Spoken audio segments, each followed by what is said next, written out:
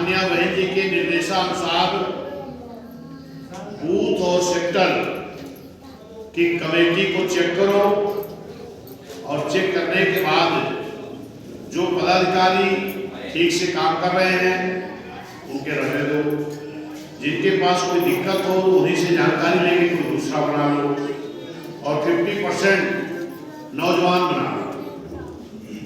और ईमानदारी से एक चीज जान लो कि अगर एक बूथ पर 800, 900, 1000, 1200 वोट होता है और जो जिला सचिव है, जिला सेक्टर सचिव, वो सेक्टर सचिव आपने बूथ पर भारी है और बूथ पर 5 पदाधिकारी, एक बूथ अध्यक्ष, एक उपाध्यक्ष, एक संगठन सचिव, फिर संगठन सचिव, तीसरा संगठन सचिव, यानी एक बूथ अध्यक्ष, एक बूथ उपाध्यक्ष, 3 संगठन सचिव, कितने हो गए? 5, एक सेक्टर सचिव, 6 लोग। अगर हम 1200 वोटरों में से 6 लोगों को अच्छा तलाश नहीं कर पाएंगे तो फिर चुनाव जीतने का कोई रास्ता आपको नहीं है।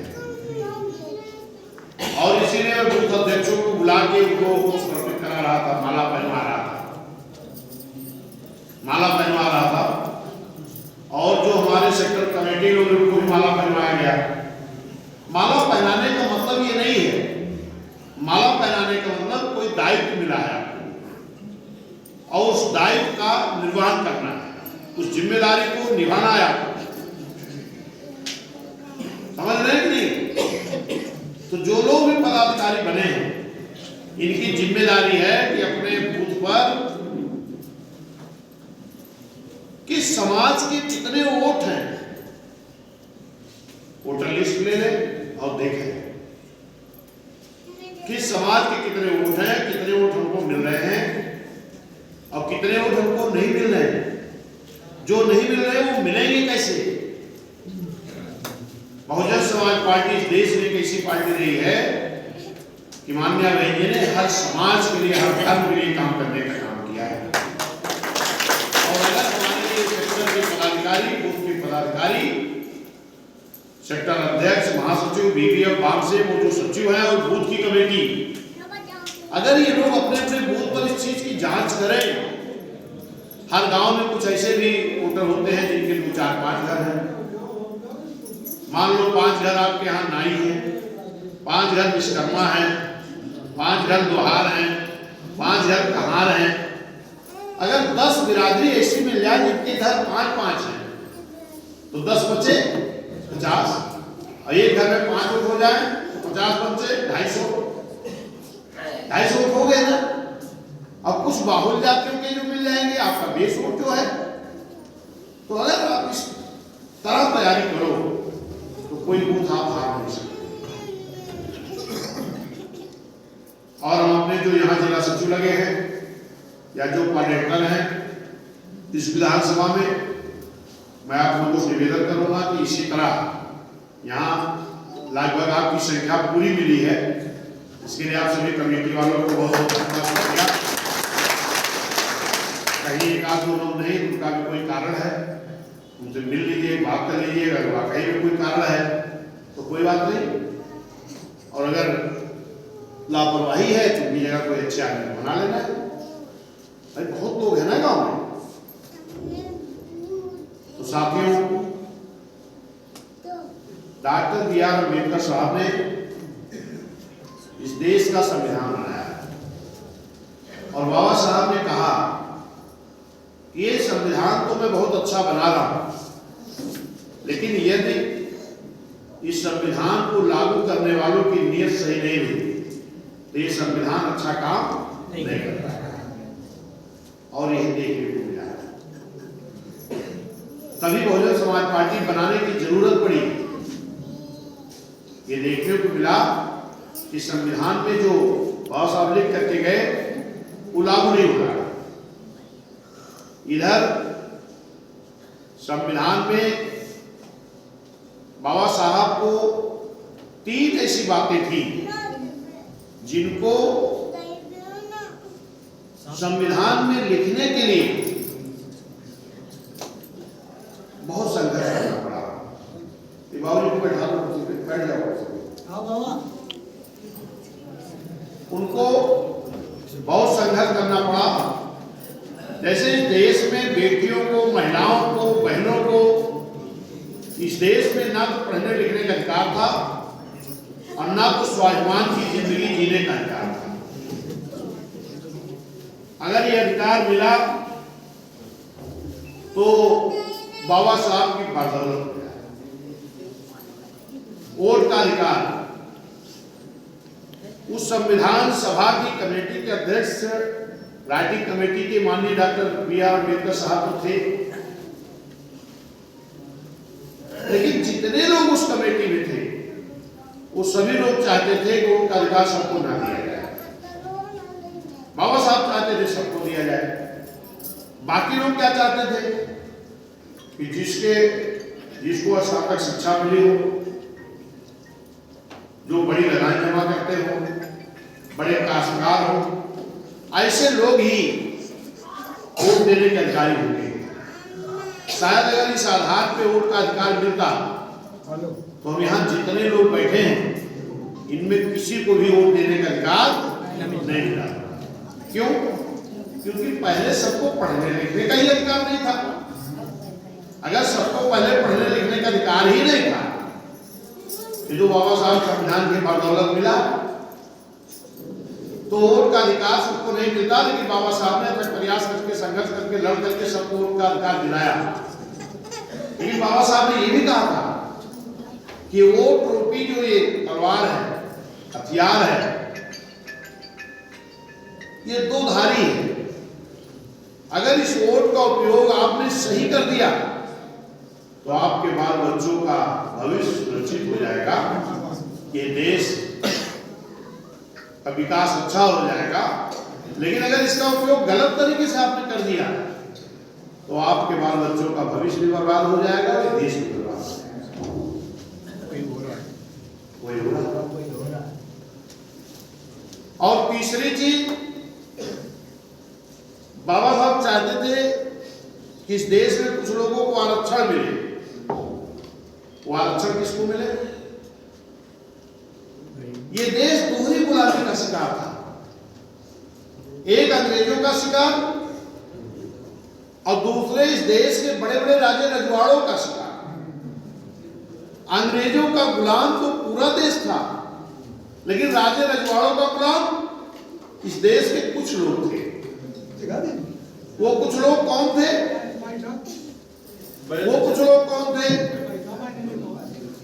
जो आर्थिक रूप से, सामाजिक रूप से, शैक्षिक रूप से, राजनीतिक रूप से, यानी हर तरह से जो कमजोर थे, वो दोहरी गुलामी के शिकार थे। जब राजे रजवाड़ों का संदेशा आ जाता था तो अपने खेतों का काम, अपने घरों का काम छोड़ करके ये कमजोर लोग भागते उनके घर पहुंच जाते थे, उनके काम करने पहुंच जाते थे। धन्य डॉक्टर बी.आर. अम्बेडकर साहब ने सोचा कि ऐसे लोगों को आरक्षण दे दिया जाए, इनकी भी आर्थिक स्थिति मजबूत हो जाए। इसके लिए बाबा साहब ने, अरे दादा काहे बोल रहे हो, तुम्हें ना सुनाई पड़ा, बाहर बैठो धूप में। ये जो इनके आरक्षण के लिए बाबा साहब ने व्यवस्था देने को सोचा और एक साइमन कमीशन मंगाया। और वो साइमन कमीशन जब इस देश में आया तो जो लोग आपको आरक्षण नहीं देना चाहते थे वो लोग साइमन कमीशन का विरोध कर रहे थे। साइमन कमीशन वापस आओ। कितना संघर्ष किया होगा बाबा साहब ने कि जब इस देश के सभी लोग ये चाह रहे थे साइमन कमीशन ना आए, और बाबा साहब अकेले लड़ करके साइमन कमीशन बनाए और सर्वे कराया। जब गांव-गांव सर्वे करने साइमन कमीशन के लोग जाते थे तो बाबा साहब भी साथ जाते थे, और रात में बाबा साहब उन पिछड़ों के मोहल्ले में जाते थे कि कल आपके गांव में भी साइमन कमीशन के लोग आएंगे, आप भी अपनी सच्चाई नोट करा रहे हैं।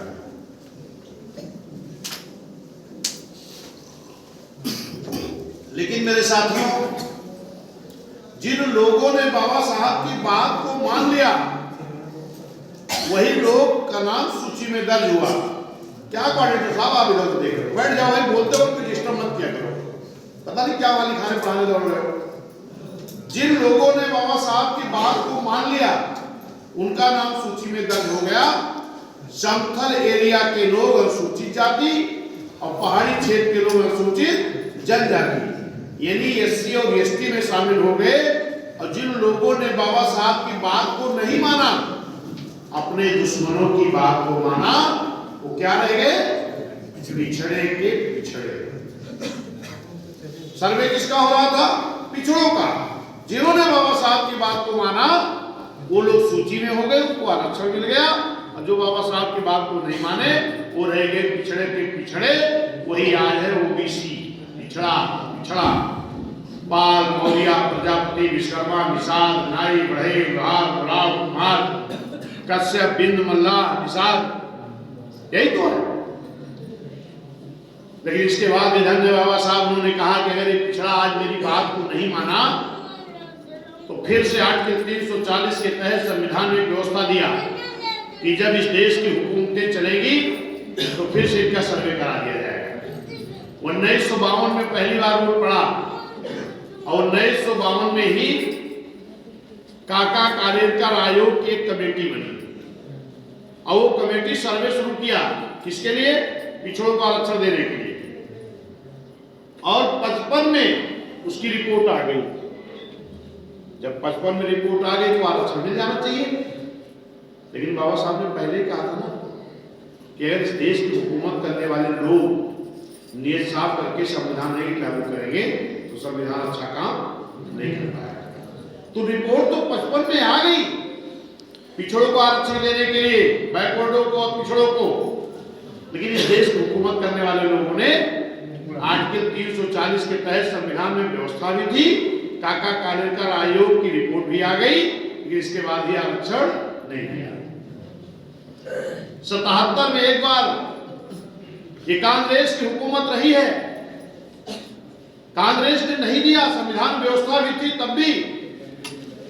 लेकिन 77 में कांग्रेस के खिलाफ एक बार कई दलों को जोड़ के मोर्चा बना और उस मोर्चे ने भी कहा कि हमारे मैनिफेस्टो में है जैसे हमारी सरकार बनेगी सबसे पहले आरक्षण मंडल कमीशन लागू में दे दिया जाएगा। सरकार बन गई।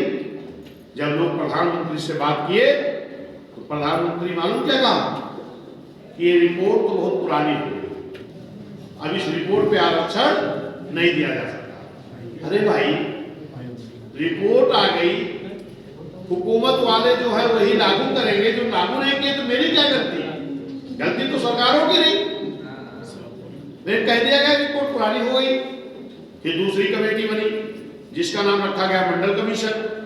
77 में बनी, लास्ट 78 तक उसकी भी रिपोर्ट आ गई, फिर भी नहीं आरक्षण मिला। आरक्षण कब मिला?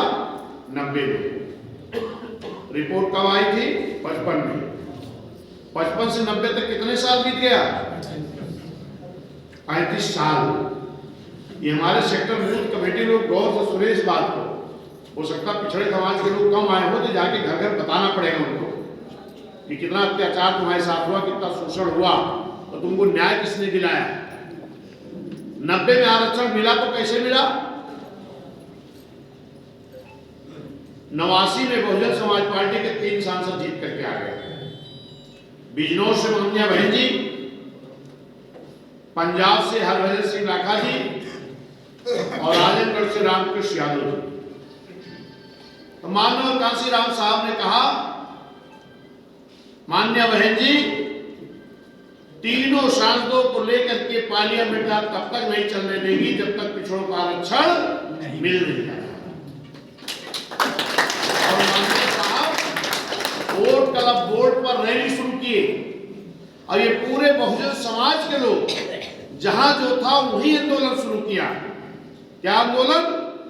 मंडल कमीशन लागू करो वरना कुर्सी खाली करो। ये मेरे साथियों, तब बीपी सिंह इस देश के प्रधानमंत्री थे और चौधरी देवीलाल जी उप प्रधानमंत्री थे। चौधरी देवीलाल जी ने माननीय कांशीराम साहब से कहा कि आपको बहुत बहुत धन्यवाद, शुक्रिया कि आप पैदा तो हुए एससी समाज में, शेड्यूल कास्ट समाज में, लेकिन आप लड़ाई इतनी जबरदस्त बैकवर्ड को न्याय दिलाने के लिए लड़ रहे हैं कि जो कोई नहीं लड़ा। तो माननीय साहब ने कहा कि चौधरी साहब आप तो बैकवर्ड में जन्म लिए हो, आप तो इस देश के उप प्रधानमंत्री हो, आप भी इस लड़ाई में शामिल हो जाओ। तो पहले तो उन्होंने कहा कि अगर हम इस लड़ाई में शामिल हो जाएं तो कहीं राजा बीपी सिंह हमको उप प्रधानमंत्री की कुर्सी से ना हटा दें। माननीय साहब ने कहा नहीं, अगर नहीं इसके साथ खड़े होंगे आप तब भी उस कुर्सी से हटा जाओ।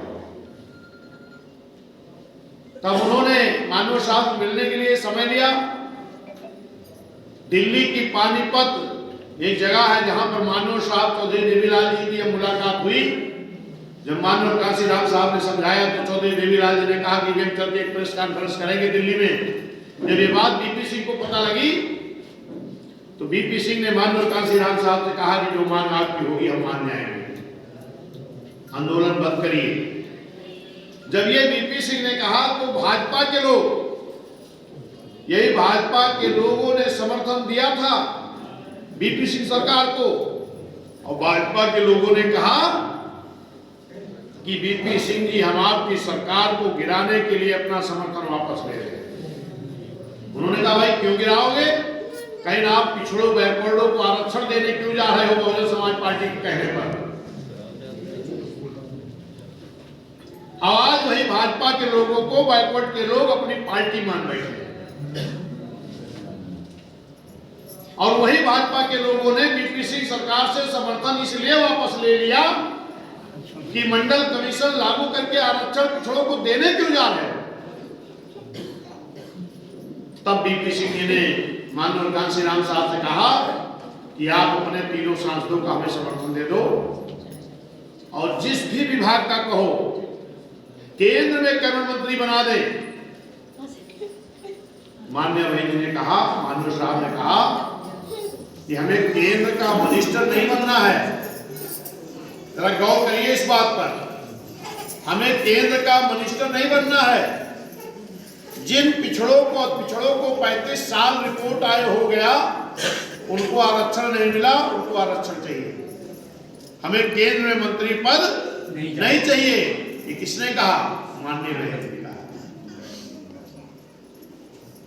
माननीय साहब माननीय भाई जी ने कहा कि जिनके बनाए हुए संविधान के बल पर ये देश चल रहा है,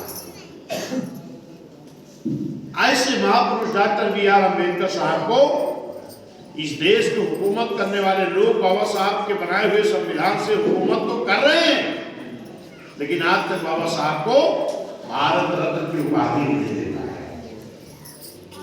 ऐसे महापुरुष को पहले भारत रत्न की उपाधि दे दो और पिछड़ों को मंडल कमीशन रिपोर्ट लागू करके आरक्षण दे दो, और जो आरक्षण न लागू हो, भाजपा ने खाली समर्थन वापस नहीं लिया, एल.के. आडवाणी जी ने रथ यात्रा निकाल करके उसका विरोध किया था।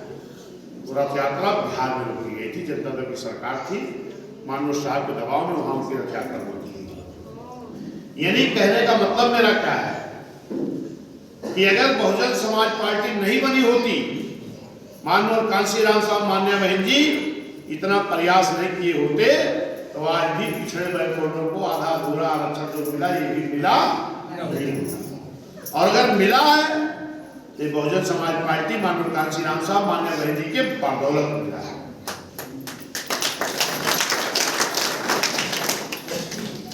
समझ में आई बात?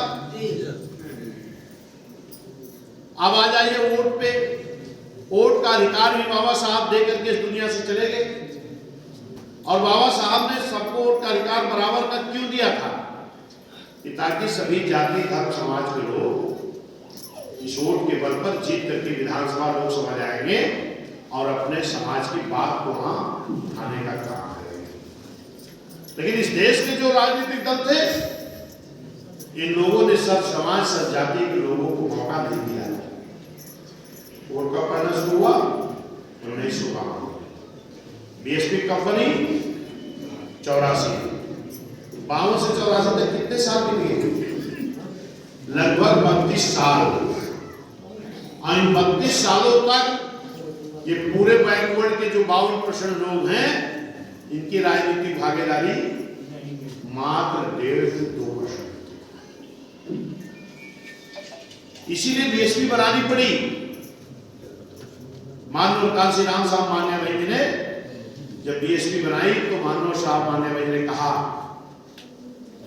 कि जिसकी जितनी संख्या वाली उसकी उतनी हिस्सेदारी भागीदारी के तहत तब दर्जनों टिकट पाल को, नरेंद्र मौर्य को, निषाद को, बिंद को, मल्लाह को, कश्यप को, सैनी को, प्रजापति को, विश्वकर्मा को, लोहार को, नाई को, हर समाज के लोगों को, यानी जिसको मिलता था उसको भी और जिसको नहीं मिलता था उसको भी, जिसकी जितनी संख्या वाली उसकी हिस्सेदारी दे करके बहुजन समाज पार्टी ने सब समाज में नेता पैदा किया। आज वही नेता चाहे जहां भाग के जाकर के चेहरा दिखाया हो कि हम चेहरा है, लेकिन अगर बीएसपी नहीं पैदा की होती, बीएसपी नेता नहीं बनाई होती तो आज समाज का कोई नेता दिखाई नहीं पड़ता। और अभी इस वक्त भी भाजपा ने क्या किया? भाजपा ने ही किया कि अभी नगर पालिका टाउन एरिया में वार्ड सभासद मेयर के चुनाव में भी दिल्ली से लेकर के उत्तर प्रदेश तक सरकार इनकी है, लेकिन इसमें आरक्षण सही ढंग से लागू नहीं कराया। अगर भाजपा सही ढंग से आरक्षण लागू कराई होती, क्या किसी को कोर्ट जाना पड़ता? बोलिए। और अगर कोर्ट नहीं आना पड़ता तो कोर्ट पर कोई निर्णय नहीं आता। और अगर कोर्ट का निर्णय ना आता तो इन भाजपा के लोगों को नाटक नहीं करना पड़ता। नाटक कर रहे हैं क्या कि हम आपकी कमेटी बनाएंगे, सर्वे कराएंगे, फिर आपको आरक्षण देंगे। अरे भाई, अगर पहले ही आप सही ढंग से पिछड़ा एससी एसटी को आरक्षण जो बनता था दे दिए होते तो ना किसी को कोर्ट जाना पड़ता, ना कोई नाटक। और समाजवादी के लोग भी कि अगर आरक्षण सही नहीं लागू हुआ तो आंदोलन करेंगे। अरे भाई, क्या आंदोलन करोगे? इसके पहले आपने क्या किया इसको जनता नहीं जानती? जरा जवाब दीजिएगा मेरी बात को। लोकसभा के अंदर प्रमोशन के आरक्षण का बिल किसने फड़वाया? बोलिए, आप लोग नहीं जानते हो? समाजवादी ने फड़वाया कि नहीं? तो काहे डर रहे हो? बोलो ना उसको। ठेकेदारी ने वही जी ने कहा कि शेड्यूल कास्ट के तमाम नौजवान बेरोजगार घूम रहे हैं, इनको ठेकेदारी में आरक्षण दे दो। ये आरक्षण किसने खत्म कराया? सपा ने। बैकलॉग की भर्ती का रोक किसने लगाया? तहसीलदार से एसडीएम, डीवाईएसपी से एसपी मान्या भाई जी ने बनाया था। और इनको डिमोशन करा करके फिर तहसील में एसडीएम को तहसीलदार बनवाया किसने? सपा ने। मान्या भाई जी ने महापुरुषों के सम्मान में जनपद का नाम रख के महापुरुषों को सम्मान देने का काम किया। ये किसने मिटाया? संत रविदास नगर से जिला, गौतम बुद्ध के नाम से जिला, महामाया के नाम से जिला, और आपके कानपुर देहात का भी नाम क्या था? रमाबाई नगर। रमाबाई नगर, छत्रपति साहू जी नगर, कांशीराम नगर, ज्योतिबा फूले नगर, महामाया नगर, पंचशील नगर, प्रबुद्ध नगर, भीम नगर, संत कबीर नगर। ये संत कबीर नगर ये नाम किसने रखा था? भाई जी ने। और इन नामों को रखा था अपने महापुरुषों का सम्मान बढ़ाने के लिए। लेकिन समाजवादी को क्या दुश्मनी है मैं समझ नहीं पाता कि जब अपने महापुरुषों को नहीं जानते कि छत्रपति साहू जी महाराज कौन है, कबीर कौन है, संत रविदास कौन है, ज्योतिबा फूले कौन है, छत्रपति साहू जी कौन है, रमाबाई जी कौन है, गौतम बुद्ध कौन है, भीम कौन है, मानव कांशीराम कौन है, तो आपका भला करने वाले नहीं है। लेकिन तब भी मैं देख रहा हूं तमाम लोग हमारे दल के भी इतना अपमान महापुरुषों को किया, इसके बाद भी हमारे दल के भी लोग तमाम लोग कहते हैं कि हम तो अम्बेडकरवादी हैं। क्या बतिया रहे बेटा, सुनने को नहीं पाओगे जल्दी से। क्या कहा कि हम अम्बेडकरवादी हैं, हमारा मिशन महापुरुषों का कौन पूरा करेगा? समाजवादी। जिस समाजवादी ने हमारे महापुरुषों का अपमान किया, नाम बदल करके हमारी योजनाओं को रोक लगाया, वो हमारा मिशन पूरा करेंगे? हाँ, उनका तो मिशन पूरा हो सकता है जो लोग गए हैं, तो सीधे बता दे मैं अपना मिशन पूरा करने ले गया हूं। तमाम ऐसे दल लोगों ने बनवा दिया कि मानव साहब की फोटो तो लगाते हैं, मानव साहब का मिशन पूरा करने की बात भी करते हैं, लेकिन एक तरफ मानव साहब का फोटो लगाएंगे और दूसरी तरफ मानव साहब की बनाई हुई पार्टी बहुजन समाज पार्टी को खत्म करने की साजिश करते हैं। एक तरफ मानव साहब के मिशन को पूरा करने की बात करेंगे और दूसरी तरफ मानव कांशी राम साहब द्वारा बहुजन समाज पार्टी की वारिस मान्या बहन जी का विरोध करेंगे। तो दोनों तो एक साथ नहीं हो सकता ना, कि मानव साहब का मिशन भी पूरा करो और मानव साहब बनाई हुई पार्टी का और जिन नेता को वारिस बना के उनका विरोध भी करो। ऐसे लोगों से भी सावधान रहने की जरूरत है। अभी 22 में क्या हुआ आपके साथ? 22 में बहुत बड़ी साजिश हुई, षड्यंत्र हुआ। किसके साथ? अल्पसंख्यक मुस्लिम के साथ, पिछड़ा के साथ, SC ST के साथ साजिश क्या हुई? जरा गौर करिएगा, 2 मिनट में अपनी बात समाप्त करेंगे क्योंकि दूसरी मीटिंग भी मेरी है। साजिश क्या हुई? इस उत्तर प्रदेश में बीएसपी के कितने सांसद हैं? 10 और समाजवादी के 5 थे, 3 बचे। ठीक, अब आप खुद ही बताओ कि 10 सांसद वाली पार्टी मजबूती से चुनाव लड़ेगी कि 5 और 3 वाली? 10 वाली ना जी। इस देश की राष्ट्रीय पार्टी बहुजन समाज पार्टी मजबूती से चुनाव लड़ेगी कि एक क्षेत्रीय पार्टी?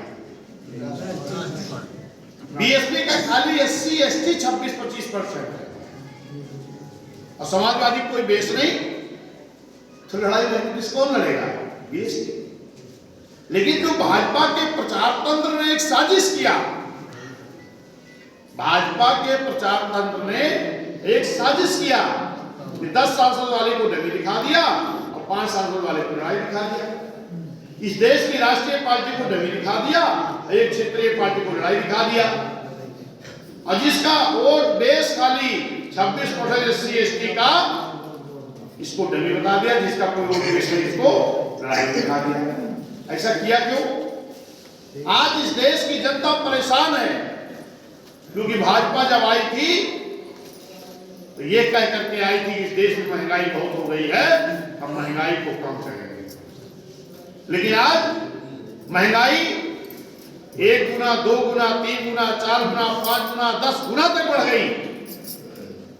आम जनता परेशान है महंगाई से, चाहे जिस चीज को देखें। किसान परेशान है, नौजवान परेशान है, छात्र परेशान है, व्यापारी परेशान है, छोटा व्यापारी परेशान है, लेकिन मुस्लिम समाज को कुछ ज्यादा डराया गया। क्या कहा गया कि अगर भाजपा को हराना है तो लड़ाई समाजवादी के उसको दे दो, जबकि लड़ाई बीएसपी की थी आपकी। गलत तरीके से एक साजिश षड्यंत्र के तहत दूसरे को दिखाया गया। क्यों दिखाया गया?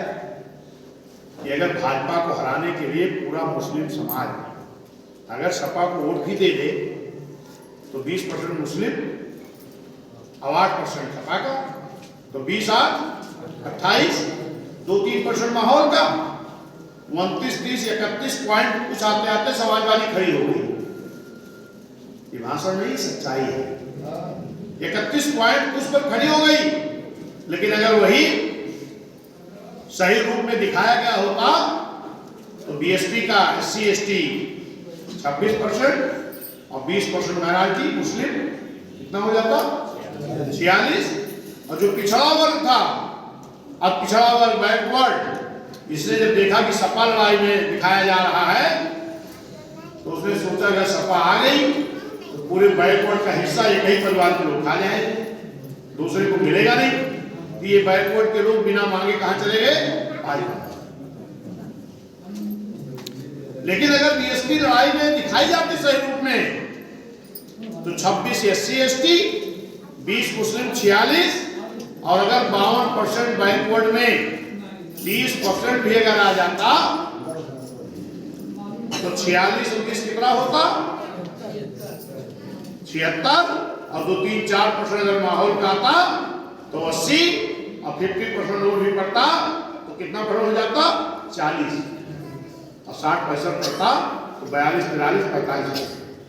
अगर 40-45% आपका हो जाता तो भाजपा का कहीं खाता भी नहीं होता। इसलिए इस तरह से भाजपा के प्रचार दल ने दिखाया था, एक साजिश किया था, षड्यंत्र किया था। आवाज में चीज को दावे के साथ कह रहा हूं, यदि मुस्लिम समाज मेरे साथ आ गया तो जो ये भाजपा सपा ने नूरा कुश्ती की है ना, नूरा कुश्ती का मतलब मिली हुई कुश्ती, कभी तुम जीत जाओ हम इनाम ले ले, हम जीत जाए तुम इनाम ले लो। अगर ये लोग, हमारा मुस्लिम समाज, पिछड़ा समाज अगर समझ जाए इस बात को तो इनकी नूरा कुश्ती खत्म हो जाएगी। ये जो डमी बीएसपी को दिखाए हैं ना, अगर मुस्लिम समाज बीएसपी में आ जाए तो समाजवादी डमी हो जाएगी, और पिछड़ा अगर चले आए तो बीजेपी डमी हो जाएगी, दोनों लोग डमी बन के रह जाएंगे और प्रचंड बहुमत से बीएसपी की सरकार बन जाएगी। तो कोई नई बात नहीं बता रहा हूं, 7 में यही हुआ है। जब 2007 में मुस्लिम समाज, पिछड़ा समाज SC ST समाज और न्याय पसंद ब्राह्मण क्षत्रिय वैश्य समाज जब हाथी पर बटन दबाया, हाथी के साथ खड़ा हुआ तो पूर्ण बहुमत से यूपी में आपकी सरकार बन गई। आज फिर मैं कह रहा हूं, समझा लो अपने लोगों को कि अगर इस देश में बाबा साहब का संविधान जब तक पूरी निष्ठा नियत से लागू नहीं होगा तब तक इस देश का विकास संभव नहीं है। और ये तब तक संभव नहीं है जब तक इस देश की हुक्मरान बहुजन समाज पार्टी नहीं बनेगी, तब तक बाबा साहब का संविधान पूरी तरह से। क्यों? क्योंकि बाबा साहब के मिशन पर अगर चलने वाली कोई पार्टी इस देश में है तो उसका नाम बहुजन समाज पार्टी, उस नेता का नाम माननीय बहन जी, दूसरा कोई नहीं है। तो हम लोगों को ये समझने की जरूरत है कि जो बीजेपी का प्रचार तंत्र दिखाए हमें वो नहीं देखना है। हम भी अन्न खाते हैं, हम भी पढ़े लिखे हैं, हमारा दिमाग कहां चला जाता है, हम अपने बारे में नहीं सोच पाते कि हमारा दुश्मन कौन है, हमारा हितैषी कौन है, हम नहीं पहचान पाते। अगर नहीं पहचानेंगे तो हमारे बच्चे इसे दर दर भटकते रहेंगे। आज कहा जाता है कि हम राशन पे वोट ले लेंगे। भाजपा के लोग कहते हैं इन गरीबों को वोट हम राशन पे ले लेंगे, और गरीब इसको नहीं पता है कि बाबा साहब ने वोट कर हमको खुद दिया था। बाबा साहब ने वोट कर दिया था इसके पर हुकूमत करना और मेरे बनाए हुए संविधान को लागू करना।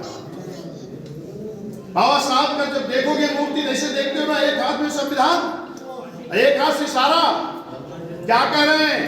इस संविधान में जो मैंने वोट का अधिकार दिया है, इस वोट के अधिकार के बल पर इस देश की प्रधानमंत्री की कुर्सी पर कब्जा करो ताकि मेरा बनाया हुआ संविधान लागू करा सको। और आप राशन में बेच देते हो, शर्म नहीं लगती हमें आपको? क्या बाबा साहब सपना देखे थे? जय भीम करेंगे, मिशन पूरा करने की बात करेंगे, लेकिन वोट देना होगा तो राशन पे। अरे मेरे भाई, 1 यूनिट में कितना किलो मिलता है? 5 किलो। और जब इसको पैसे से लेते थे कै रुपए किलो मिलता था? 2-2.5 रुपए, 3 रुपए किलो मान लो। कितने का हुआ? 15 रुपए का तो 1 यूनिट में मिलता है ना। और 15 रुपए के लिए राजपाट छोड़ देते हो। साथियों, 15 रुपए राशन ला के घर में रखते हो, अगर सरसों का तेल भी खरीदने चले गए तो आज कितने रुपए किलो मिलता है? एक कई चीजें तो हर कचौड़ी निकाल लेंगे।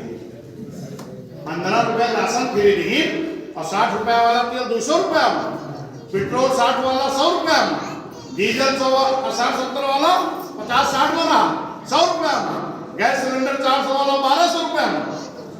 मतलब हर चीज कितनी महंगाई बढ़ गई।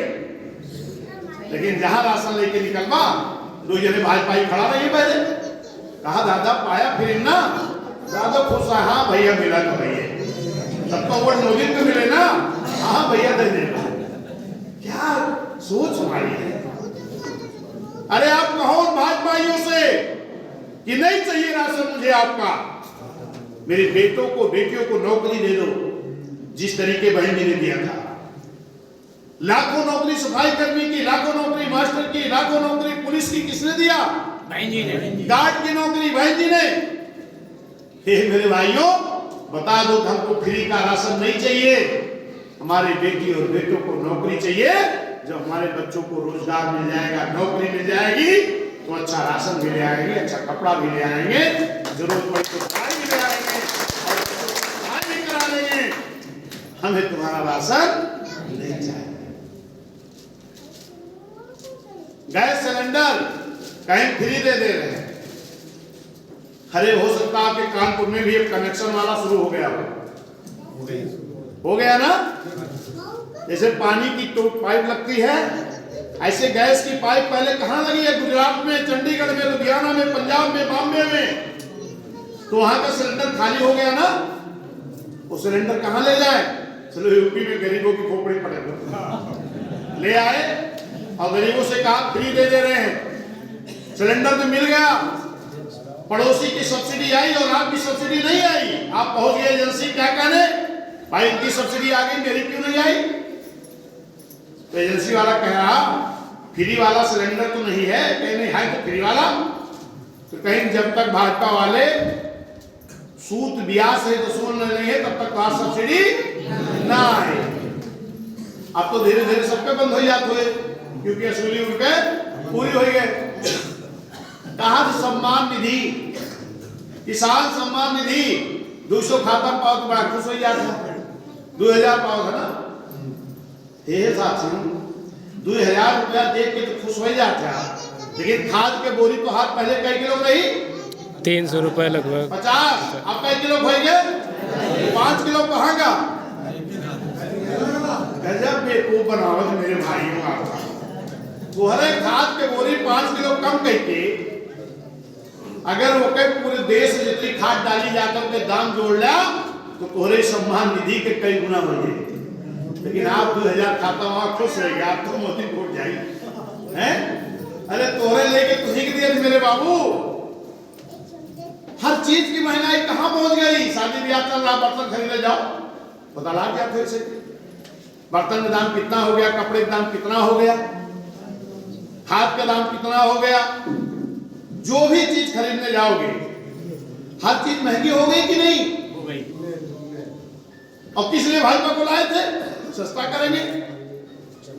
अरे साथियों, गांव में बस जब खड़ी होती थी, जब भाजपा की रैली लगती थी ना, तो बस खड़ी होती थी,